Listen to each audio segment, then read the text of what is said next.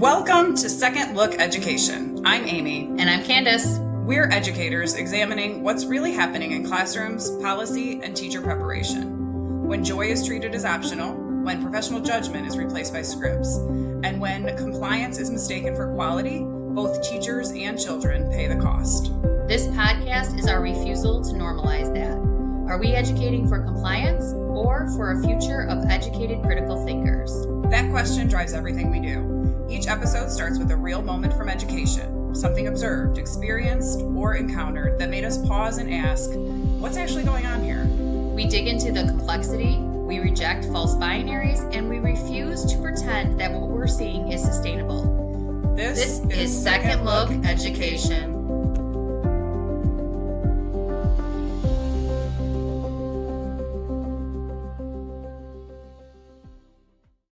Hi, welcome back to Second Look Education Podcast.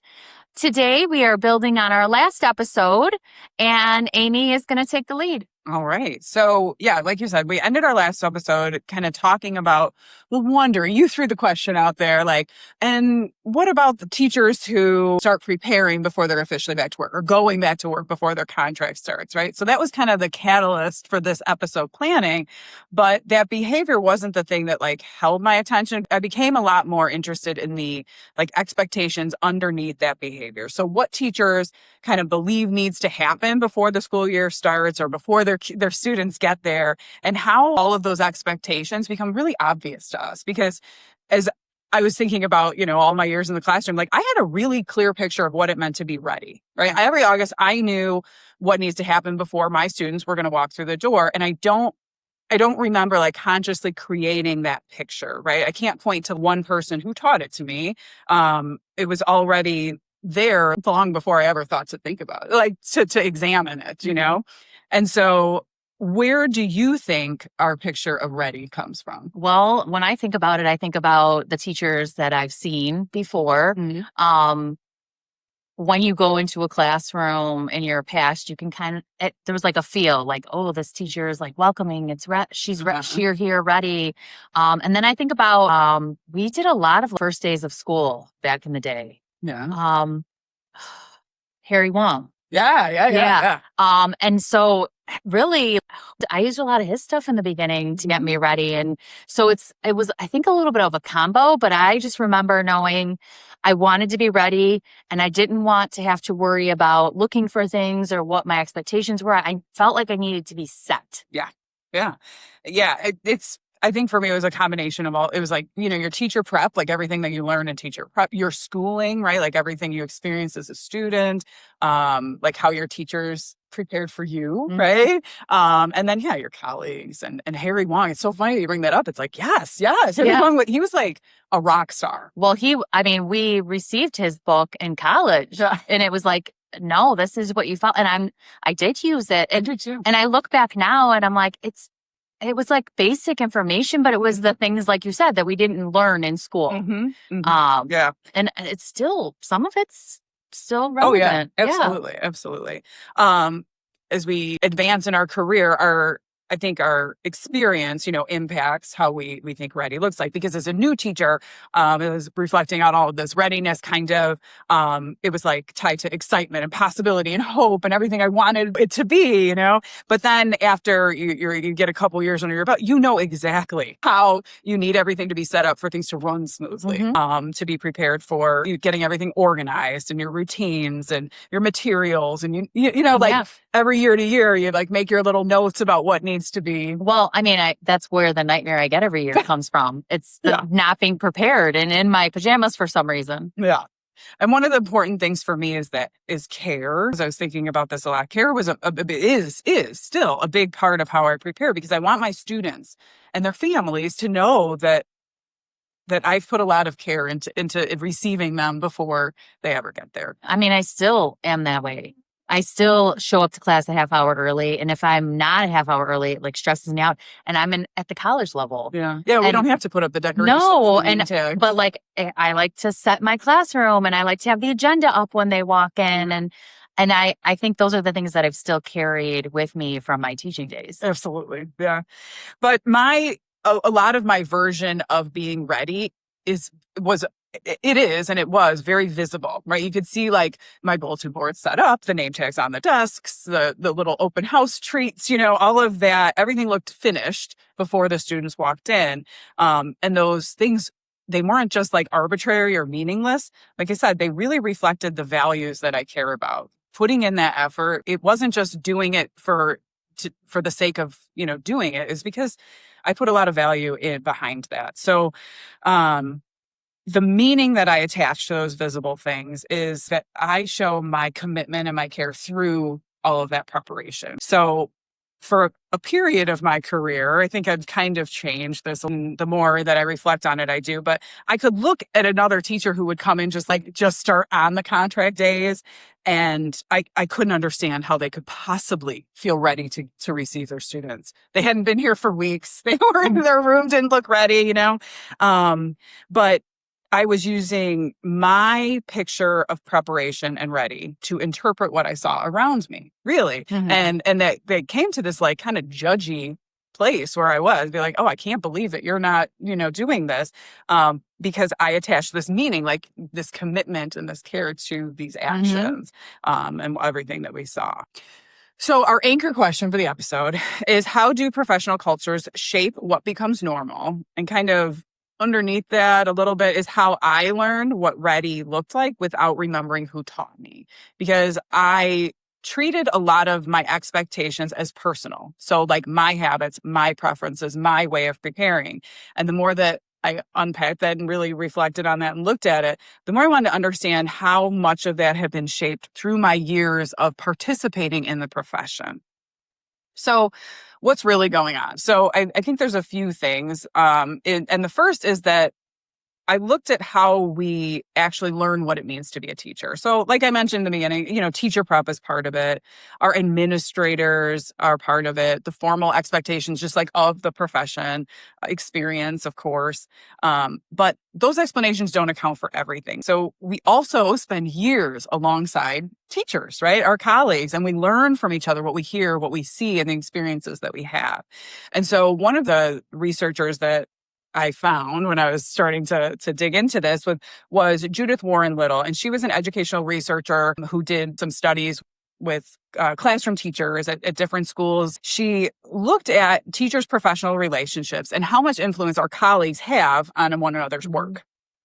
So traditionally, teaching is relatively private. We can work alongside each other, but we still only have like these pieces of what's going on. We have the stories that we tell each other, our materials, we have conversations, right? Sometimes we're asked for advice, and occasionally we get to observe each other, but that's not usually the case. But we have these like visible traces of our practice, but it's pretty private because we're in a classroom with our students. A lot of us aren't co-teaching, and we have that, like, just close my classroom door and do my thing. And focus on my four walls. Yeah, exactly. What I can control. And so we do learn from these snapshots from one another through our exchanges with our colleagues, right? And we can both learn from those things, but we also, and I think this kind of impacted me or influenced me, is we gauge our own work in relation to others. So like what you're doing in your classroom, ooh, I'm not doing that, or I'm doing something way better than that, so we can kind of, I'm not doing that. yeah, I mean, so let's not lie. Teachers, we can get a little judgy sometimes. Mm-hmm. At least I'm not doing that. Yeah. So there's a couple ways to look at that. So when we think about, we're back to school, it's August, right? The conversations are usually around like our new students and curriculum and what changes are happening with the new year, our schedules, staffing, any mandates. We have federal mandates or state mandates or even just district-wide mandates. What we're excited about, what we're already frustrated about, right? Mm-hmm. If we're honest. But none of that is a lesson in how to be a teacher. This is what you should do. But we're hearing each other and what our colleagues pay attention to, what we worry about, what we prepare for, and of course, what we value. And so some of that, what we learn, never really gets said out loud. So these are like our underlying values. So when your principal sends out the email that says your building is open and the teachers can come in and work on your classrooms, Did they say you had to be there? No. No one actually says you have to be there before your contract time. But when you walk through the building, you get there before your contract starts. Some of the doors are open. Some of the classrooms are completely finished, you know. Some of us still have boxes, and some of us are talking about how long this is going to take and how much we still have to get done. And these ordinary moments that we go through are all influencing our practice and what we're learning from one another. Well, and you're speaking about the folks that we spend our most time with. And when I hear that, I think about too, those messages of, are you going in today? What day are you going in? Did you want to have lunch together? Do you want to, I have a couple things I want to share with you. And so those people that you bond with in this practice too, there's outside communication happening, like, oh, the building's open, or I'm furious, I can't get in because the floors aren't done on my side of the building. And so I think that too, like those relationships, like you said, that those values start coming through with the people that you communicate with. And that's why, you know, I say it, speaking around education, especially, it really matters who you spend your time with. It's really an important part of it. And Little did bring that up in her research, that for better or worse, we are learning from one another, right? And so she was almost cautionary to say teacher relationships have a positive impact on practice, because sometimes they don't, right? Well, and it's just like any psychology. I don't have the direct person that originally said it, but I've heard this 100 times. The 5 people you spend the most time with, you become. And so that's something to keep in mind, because as teachers, those are your people. I mean, you spend the most time, you know, outside of your family with those people. And so they're going to influence you, whether you even realize it's happening or not. And we're learning from our 5 favorite people, right? Or our people at work, but we're learning from everyone that we interact with in our buildings. But it's incomplete information, right? And so teachers, we can work alongside each other without regularly seeing each other teach. And we can know what they bring to a meeting, or what their classroom looks like, or what materials they share, or the stories that they tell and about their students and things like that. But they're only these pieces. And so I myself had a lot of confidence in what visible preparation meant, because that was the evidence that was available to me. I could see a finished classroom. I can see that they are prepared. But those other parts of teaching are much, much less visible. So over time, the interactions that we have with each other, they give us information about what people around us pay attention to and what appears to matter in our profession as a whole. So the profession is teaching us, even when no one is formally teaching the profession. And so this little research around how we learn from each other, it gets me like part of the way to what I'm looking for. But I still was hoping that I could learn more about what was underlying, it still didn't help me understand why a finished classroom to me came to mean like care, right? That I care for my kids because my classroom finished, or why extra preparation looks like it means commitment to me. And so the behavior was visible. The meaning I attached to it was not. That was something I brought to it. So I wanted to know why. Why do I bring this value to these things that I see? Because inherently, a finished classroom doesn't mean you care about your students, right? Me having all of the copies made doesn't mean I'm really committed to my job, or committed to the kids. So those values that I placed upon these behaviors, I want to understand like where those came from. So I started looking into social psychology, and the scholar that came up for me was Edgar Schein, who is a social psychologist who has this model of organizational culture with 3 levels. And they're kind of in this pyramid shape, or we can think of them as building upon one another, maybe even the iceberg, right? So at the top, the things that we can see are artifacts, and those are everything we can see and observe. So in my example, it's the finished classroom. It's all of those things that you can see, right? The name tags, the mailboxes, the copies made, all of those things are visible. Those are the artifacts. Underneath that are espoused values and beliefs. And so those reflect what the group says matters, and how we explain as the group, like what we do. Those are our values. And then on the bottom of this pyramid, this cultural pyramid, are these basic underlying assumptions. And these are much deeper. over time, these beliefs that repeatedly seem to work can become taken for granted. So these are things that are so familiar that those of us in this culture, right? So if we're in our example, we're talking about a school. So those of us in the school, we stop experiencing them as assumptions at all. They're just part of, the culture. And those assumptions, they influence how we interpret what we see and what feels reasonable or obvious within the culture. So for me, right, it's like, it makes a little bit more sense now. So those artifacts that I see, I'm interpreting them through our cultural values in my school.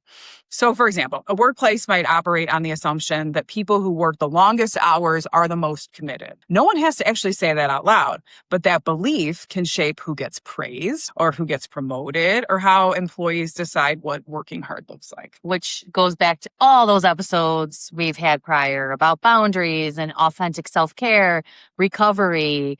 And so speaking to all that and making sure that, we need to be cautious of that type of culture. We do. And so I kind of played out my classroom ready example through Schein's layers of culture to help me kind of explain this or understand this a little bit more.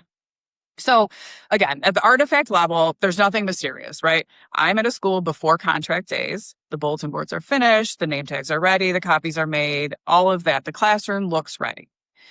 The espoused beliefs and values, what those practices reflected. So underneath those visible things are the values that I can easily name for myself: preparation, organization, professionalism, welcoming students, care. Those are all the things that I value. And because I value them, you can see the artifacts of those values. And some underlying assumptions that I think I was carrying, those beliefs that made those practices feel obvious, are things like: a committed teacher gives more than what is required. A caring teacher is willing to give more of themselves. Extra effort demonstrates commitment. Sacrifice can become evidence of professional worth. So at the bottom of my pyramid, these are the things that I'm taking for granted that weren't like at the forefront, but they are definitely things that I believe. And so those impact our values. And then, of course, the artifacts are what we see. Yeah. And, I do agree with a lot of those within myself, but I also think this almost goes back to the last episode where we talked about sometimes it's on your mind so much, it's like, just go get it done.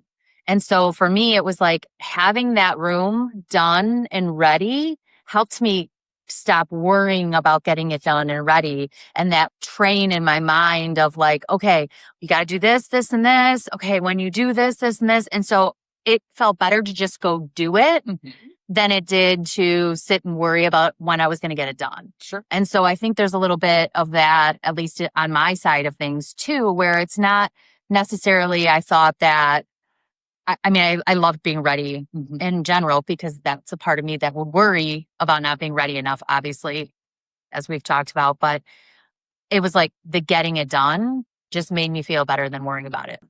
Okay. But don't you think you had some of these values that I'm talking about? Oh, yeah, I absolutely. Or these underlying assumptions that maybe you didn't think about. Yeah. Consciously think about, like, that extra effort demonstrates your commitment. Like, you don't have to say that. No. I do think I do have some of that. Like, being ready makes me feel like I'm modeling, but I'm also showing, yes, I care. I came in. It's important to me to be ready. But I also feel like, so I think it's a combination of both. Like, it's a cycle that being ready also makes me feel better. Yeah, I agree. Yeah, absolutely. Anyone who knows me knows. I love a good plan. Yes. It feels really obvious, those connections. So like I said, this prepared classroom, reflected care, like all of those things make sense, but I don't think of those interpretations or assumptions. Like, I just thought that's just what it meant to be a good teacher. You know what I mean? I didn't unpack it as, no, that's actually something, Amy, that you think. Not everybody thinks that, And so that's the part of this work that I did, trying to look at my behaviors and what was underneath them. Well, and it's funny because you then surround yourself with the people who are like-minded, right? So those people that you're messaging. But then there's the teacher that, like, she put paper over last year's bulletin boards and she's going to come in and just take them down, a couple days before or the day of PD and, or she made her copies at the end of the year. And when you judge them, but it doesn't make them bad teachers. They're just different, and the way they do things is different. And so, looking back, like perspective. Yeah, because we're not walking around saying, this is my assumption about teaching. It's like, no, this is just like true. This is just what it is. But it gets a little more complicated because I still believe in those values. I believe that I value preparation and I value care and I value doing my job well. And I want my students to feel welcomed. And experience has taught me that preparation, like you said, can help make the classroom run smoother. And so the tension is in what we start using as evidence of those values. So preparation can express care and that effort can reflect commitment. But once we start treating like more preparation as more care or sacrifice as proof of commitment, the standard shifts, right? Because then we have to put in more and more and more. And so that question matters because extra has an interesting problem. If giving beyond what is required becomes one way we recognize commitment, then repeated extra effort can start looking normal, right? So what was once beyond the expectation can become part of the expectation. So our contract days are our contract days, but then we start coming in before, then we're giving that more. Not necessarily because anyone formally required it. They're not saying we have to come in, but because it has become familiar and meaningful within our culture. So for teaching, that can look like coming in early or staying late or answering email at night or spending your personal money or taking work home. But none of those behaviors tells the whole story by itself. The question is what the behavior has come to represent. Right. Well, and we know too, those PD days, those first couple days where your contract begins, unless you have an administrator that believes in giving you that time, typically you're not given that time. No, you have to go watch your bloodborne pathogens. Oh God, video or pathogens or whatever new trend is or how we're this or how we're that. And I understand from an administrative perspective, because I was there too, there's a lot of things that you do have to do. And there's not a lot of opportunities to get everybody together and have these conversations. But we don't exactly provide the time within the contract for teachers typically. And again, this is a generalization, to allow them to get into their rooms to do that work. So it does become normalized that you come outside of those hours. And what typically happens is teachers, like, at least for teachers I know in my experience, is I want to get this done early so that when those do come, I'm not as stressed. And then I can just do whatever changes come necessary, roster changes or whatever have you, in preparation for that. Yes. And we also have typically now, and I actually think it's great, but it's still a lot more on teachers. We have like open house before school starts. So that puts even more pressure to make sure you're ready, ready, whatever that looks like to you. Ready looks like. Yeah. So Schein also helped me understand why changing a visible practice, like, okay, you're not allowed to come in before school starts, right? It's not going to settle this issue because you can close the buildings before those contract days and that early arrival artifact disappears, right? Nobody's rooms would be ready. But if the deeper assumption remains that committed teachers give more, if we're saying that's our underlying assumption, then that same idea is going to show up in another behavior, right? We're going to stay later. We're going to do it at home. We're going to get things done in a different way. So if that assumption stays intact, then the behavior will just move. At the same time, though, Schein talks about how these artifacts that we have, they're not just meaningless. So yes, we can change the underlying assumption and that will change the values and that will change the artifacts, but we can also work the other way down. We don't need this entirely huge cultural shift, which is often very, very difficult, right? Because it's underlying, right? We don't necessarily know that we have these assumptions. So what we as a group repeatedly do and reinforce and recognize and experience can matter over time. So change can work through the levels of culture rather than only beginning at that deepest one. What we make visible can shape what becomes normal. So I kept reading Schein, and his work on learning and psychological safety, it helped me understand a little bit more of this difficulty that I'm trying to grapple with. So he describes learning anxiety as this discomfort that can come with giving up familiar ways of thinking or believing. So when something changes, can bump into confidence and self-esteem and identity and our place within the group. And psychological safety helps create enough security for people to learn or change without feeling that they're putting their identity or belonging at risk. So I have to feel safe in order to make change or feel like I can make changes. And this made me think about the expectations teachers carry around the idea of giving more. If extra effort has become part of how I understand myself as caring and committed or professional, then stepping outside of that expectation can carry a lot more weight than simply just changing that habit. Because if giving more has become part of how I understand myself as a caring and committed teacher, how safe is it for me? Or how safe would it feel for me? Or how safe would it be for the teacher who chooses not to? Mm-hmm. Do you know what I mean? So that question brings me back to the values underneath all of this. I started with preparation, but underneath it were that care and commitment and sacrifice and professionalism and my worth and identity and belonging.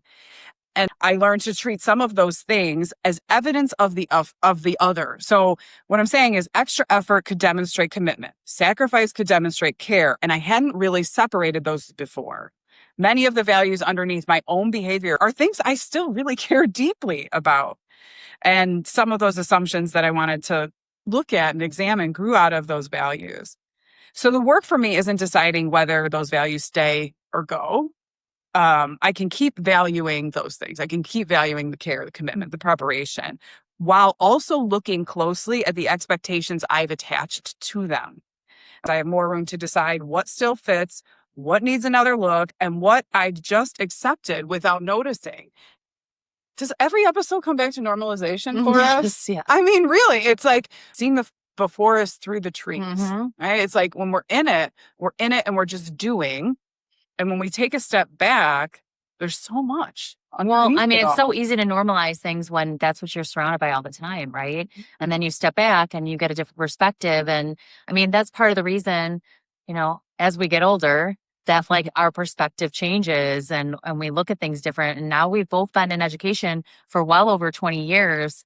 I mean, I hope our perspectives would have grown and changed. And even looking back at this, like it makes me think these past two recordings regarding all of this normalization and this culture around all this, you mentioned self-worth. Mm-hmm. And as teachers, I think we put so much self-worth and our identity within our teaching because it is a caring profession. We are not in it for the money. And trust me, even at a university level, we are not in it for the money. It's a passion and it's a sincerest care, and you do get worn out and it is exhausting, but surrounding yourself by those people that share in your passion is essentially important, but then reminding yourself too, like, I don't have to drive myself into the ground if that's what's normal. And if you do start getting evaluated or your administrator seems to normalize that you're supposed to exhaust yourself, then there's a problem because that's not what it is. And I'm not going to get into the whole like union, non-union thing. We're not going to go there, but there's a reason there's a contract. And it's so that the expectations are all laid out there. Yeah.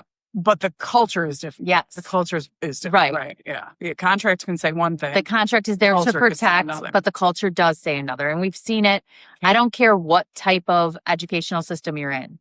It happens everywhere. It's not just in the K to 12 world or just in higher ed or even just in those types of organizations. It's everywhere. And it does become this, I don't want to say hustle culture because it's not like the same type of, it's like show your care through all the extras and show your care through exhaustion and, and then we wonder why teachers are so tired. Yeah. But that was the other episode. Yeah. Go back and listen to that.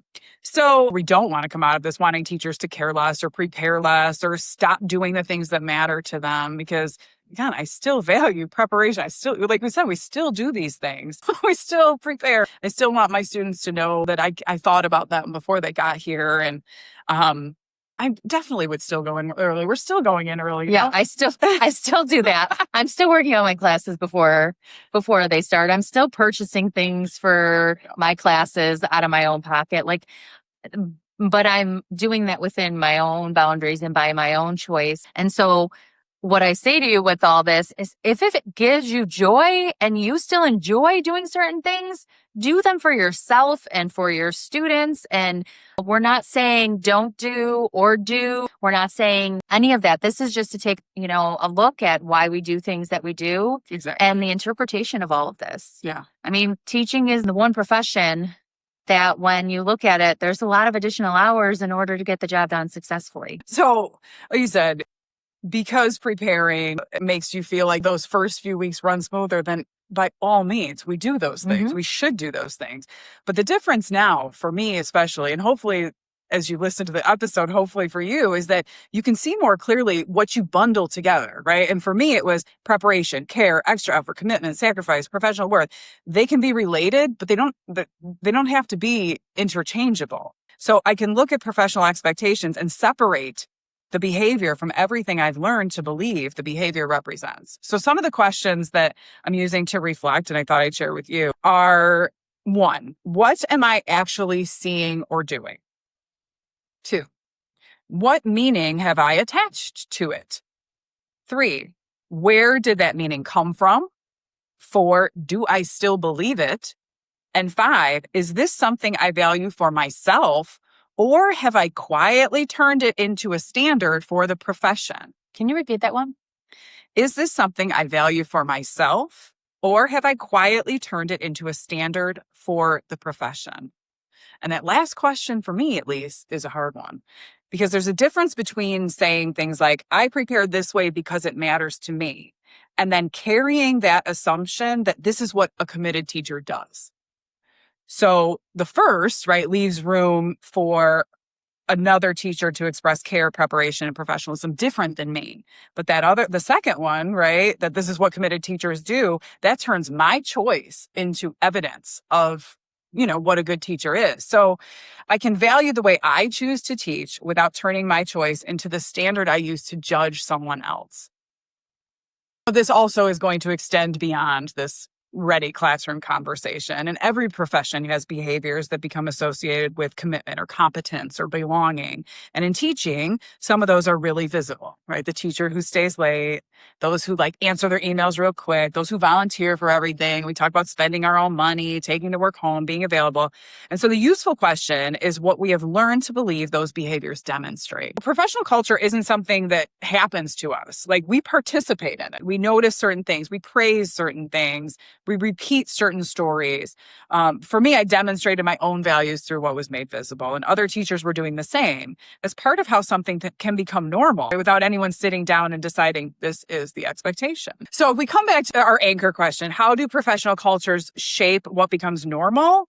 I don't think I would answer that question by pointing to one source anymore, or even try to. It wasn't one professor or one, principal or one colleague or even one school that gave me the picture of ready. It was built over time from our experiences, from our other teachers, from the schools that we worked in, from what we saw, what we heard, all of those things that kept getting repeated. And eventually some of those expectations feel less like things I had learned and more just like common sense. This is just what teachers do. We can still want to do all of those things to prepare, because doing those things help me feel ready and reflect the kind of experience I want my students to have. And I can do those things because I have considered them. I've considered what they need, and all of that matters to me. I can pay attention to what personal choice starts carrying the larger message. This is what commitment looks like. This is what care looks like. And this is what a teacher is supposed to do. And that's what I hadn't examined before. Like I said, I spent years treating these connections as obvious. That's just good teaching. This is what we do. Well, and again, that's what makes education human, right? Individuals, their values they bring to the table, the conversations they have. There's a human side of education. I mean, I think that's what we've continually talked about, why it can't be scripted, why it can't be one size fits all. Just like for our students, our teachers have to be accepted for the way that they are each different, unique individuals and the perspectives that they take on. I mean, the point you continually brought up about, yes, even with your circle, even if you do your planning together and your things together, and when the door closes, those specifics you're not really sure of. We never really know, and we're each the main character in our own stories, but that means everybody's the main character in their own stories. And so in education, there's this entire humanistic side that we continually ignore as we build these cultures and decide what kind of community it'll look like. And then we forget. And I think that's part of like the growth. And I think that's why this is important for newer teachers, middle teachers, teachers that have grown like we have over this long period of teaching. All of these things I think are important to look at to say, okay, yeah, that's not necessarily what makes a good teacher. This is just how I see my values play out. Yeah. Yeah. So it looked like a simple question about getting a classroom ready turned out to be a question about how professional expectations become normal. The visible behavior was only the surface. Underneath it were the values, assumptions, and meanings I had absorbed over time. So awareness doesn't tell us what to keep or what to let go, but it does give us, a chance to choose. Yeah. So our final listener question for you today is, what is something in teaching that feels completely normal to you? And when was the last time you asked yourself how it became normal? Thank you for being with us today. And hopefully you have taken some things with you to reflect on. Thanks for taking a second look with us. See you next time.